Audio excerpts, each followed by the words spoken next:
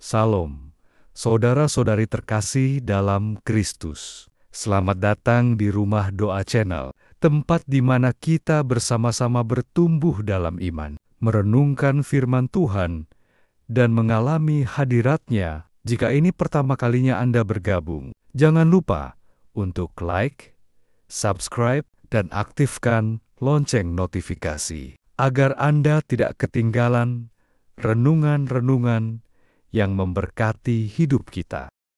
Saya ingin berbicara tentang fakta bahwa saya sendiri telah menghadapi beberapa tantangan dalam beberapa tahun terakhir, namun pada akhirnya saya percaya bahwa penderitaan membawa kita kepada keselamatan. Kita harus, dengan cara tertentu, menerima penderitaan kita, bukan menyangkalnya, tetapi merasakannya, memahami kehilangan kita. Lalu, kita akan dihadapkan pada dua pilihan. Kita bisa memilih untuk melewati gerbang kebencian yang membawa kita kepada dendam, menyakiti diri sendiri, dan menyakiti orang lain. Atau kita bisa melewati gerbang pengampunan yang membawa kita kepada kasih karunia. Saya tahu itu menyakitkan. Saya tahu luka itu nyata. Tetapi Anda memiliki pilihan. Apakah Anda akan menjadi pahit dan pendendam? Apakah Anda akan menyimpan dendam? Atau apakah Anda akan melepaskannya? Apakah Anda akan terus merawat luka itu dan membiarkannya tumbuh? Ataukah Anda akan mengabaikannya hingga akhirnya sembuh? Keputusan ada di tangan Anda.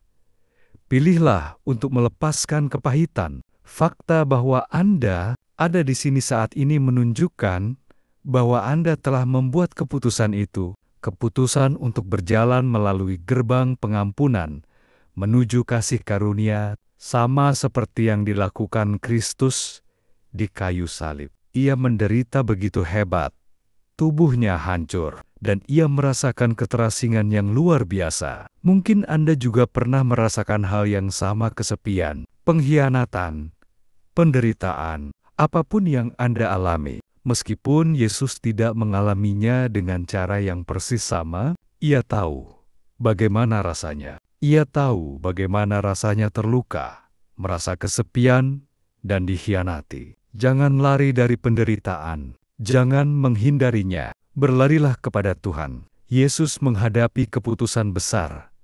Apakah Ia akan memandang orang-orang yang menyebabkan penderitaannya dengan kebencian, atau dengan belas kasihan dan pengampunan? Dan keputusan itulah yang membuka gerbang surga bagi kita semua. Saya berharap Anda bisa melakukan hal yang sama. Saya berharap saya juga bisa melakukannya. Saya tahu bahwa apapun yang telah saya derita, banyak dari Anda mungkin telah menderita lebih dari saya. Dan itulah mengapa saya mengagumi Anda, karena Anda masih ada di sini. Tetap bertahan, dan Anda akan menerima kasih karunia. Ketika Anda melihat dunia melalui mata Yesus, Anda bisa melihat kebutuhan sesungguhnya dari orang-orang di sekitar Anda.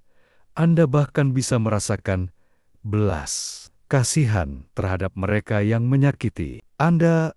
Anda mungkin berpikir, itu tidak mungkin. Tetapi ingatlah Yesus di kayu salib, setelah tangan dan kakinya dipaku. Dalam penderitaan yang luar biasa, Ia tetap berkata, "Bapa, ampunilah mereka, sebab mereka tidak tahu apa yang mereka perbuat."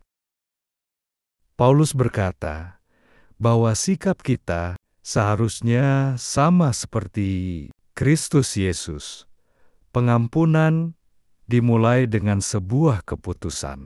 Dasarkan pengampunan Anda pada apa yang telah Allah lakukan untuk Anda, bukan pada apa yang telah orang lain lakukan terhadap Anda. Ketika saya mengingat betapa besar pengampunan Allah bagi saya, bagaimana mungkin saya tidak mengampuni orang lain? Yesus mengajarkan ini melalui sebuah perumpamaan dalam Matius 18.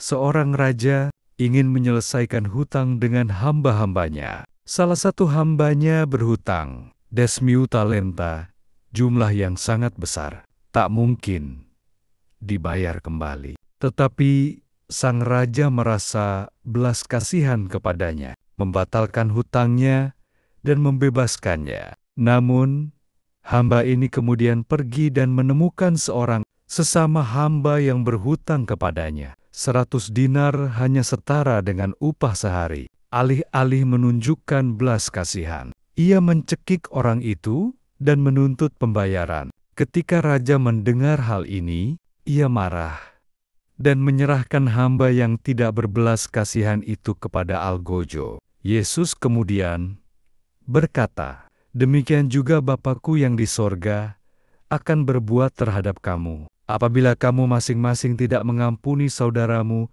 dengan segenap hatimu." Matius jam 18:35. Saudara, bukan dosa kita yang membuat kita dipenjara, tetapi ketidakmampuan kita untuk mengampuni. Seberapa besar Allah telah mengampuni Anda? Apakah hanya sebesar beberapa ratus ribu rupiah? Atau sebesar hutang yang mustahil Anda bayar kembali? Saya tahu bahwa beberapa luka sangat mendalam. Beberapa pengkhianatan terlalu besar untuk dilupakan. Tetapi dalam skema kekekalan, semuanya hanyalah upah sehari. Yesus berkata, "Lepaskanlah itu, karena kitalah yang terpenjara dalam kebencian kita sendiri." Mungkin Anda berpikir, saya tidak bisa mengampuni orang itu.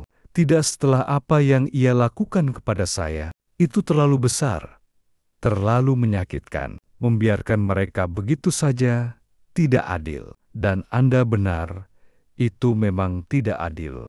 Tetapi pengampunan bukan tentang keadilan, melainkan tentang kasih karunia. Kita tidak mengampuni karena itu adil. Kita mengampuni karena itu adalah hal yang benar untuk dilakukan. Selama tangan Anda masih mencengkeram leher orang yang telah berdosa terhadap Anda, tangan Anda tidak tersedia untuk menerima kasih. Karunia Tuhan itu disebut anugerah. Dan sejujurnya, kita sering tidak benar-benar memahami anugerah. Kita berpikir bahwa kita cukup baik, bahwa jika Tuhan menghakimi berdasarkan perbandingan, kita mungkin lebih baik daripada orang lain. Tetapi itu bukan cara kerja kasih karunia. Kita terlalu sering meninggikan diri kita sendiri dan meremehkan kasih Tuhan. Kita tidak benar-benar memahami betapa kudus dan kasih-Nya. Yesus mengajarkan ini dalam perumpamaan lain. Dalam Matius ke-20, seorang pemilik kebun anggur menyewa pekerja sepanjang hari. Dari pagi hingga sore, di akhir hari, mereka yang bekerja 1 jam dibayar penuh. Sama seperti mereka yang telah bekerja sepanjang hari. Mereka yang bekerja lebih lama mengeluh, "Ini tidak adil." Tetapi sang pemilik berkata, "Bukankah kita sudah sepakat dengan upah ini? Apakah aku tidak berhak untuk murah hati?" Kadang-kadang, kita merasa seperti para pekerja yang bekerja lebih lama. Kita berpikir bahwa kita lebih pantas menerima kasih karunia daripada orang lain. Tetapi kasih karunia bukan tentang siapa yang lebih layak. Kasih karunia adalah tentang kemurahan hati Allah. Jangan pernah meremehkan kasih karunia yang Tuhan berikan kepada orang lain.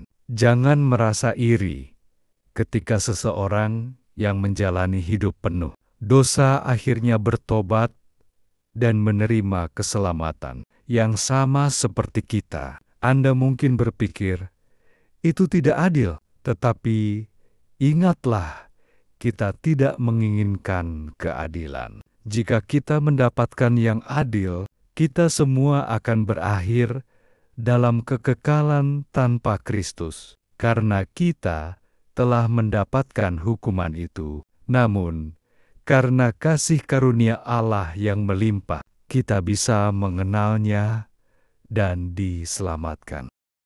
Mari kita berdoa. Bapa Surgawi yang penuh kasih, kami datang ke hadapan-Mu dengan hati yang bersyukur atas firman-Mu yang telah mengajarkan kami tentang pengampunan dan kasih karunia. Terima kasih, Tuhan, karena Engkau telah mengasihi kami lebih dari yang dapat kami bayangkan. Engkau telah mengampuni kami dari dosa-dosa kami, dan Engkau mengajarkan kami untuk melakukan hal yang sama kepada sesama. Tuhan, kami mengakui bahwa seringkali sulit bagi kami untuk melepaskan luka dan pengkhianatan. Terkadang hati kami dipenuhi dengan kepahitan dan dendam, namun hari ini kami menyerahkan semuanya kepadamu. Kami memilih untuk berjalan melalui gerbang pengampunan dan kasih karunia, seperti yang telah Kristus tunjukkan di kayu salib. Bapa, ajarilah kami untuk mengampuni seperti Engkau mengampuni, untuk mengasihi seperti Engkau mengasihi. Berikan kami kekuatan untuk melepaskan beban masa lalu, dan gantikan kepahitan kami dengan damai sejahtera-Mu. Biarlah Roh Kudus-Mu terus membimbing kami, agar kami semakin menyerupai Kristus dalam sikap dan tindakan kami. Kami juga berdoa bagi setiap hati yang masih terluka. Tuhan, pulihkan mereka dengan kasih-Mu. Bagi mereka yang merasa sulit mengampuni, kiranya Engkau bekerja di dalam hati mereka dan memberikan mereka keberanian untuk melepaskan pengampunan. Terima kasih Tuhan, karena kami tahu bahwa di dalam-Mu ada kebebasan sejati. Kami percaya bahwa kasih karunia-Mu cukup bagi kami, dan kami bersyukur atas anugerah yang Engkau limpahkan dalam hidup kami. Dalam nama Tuhan Yesus Kristus, kami berdoa dan mengucap syukur. Amin. Jika renungan ini memberkati Anda, ketik amin di kolom komentar. Jangan lupa bagikan renungan ini agar lebih banyak orang diberkati. Tuhan Yesus memberkati.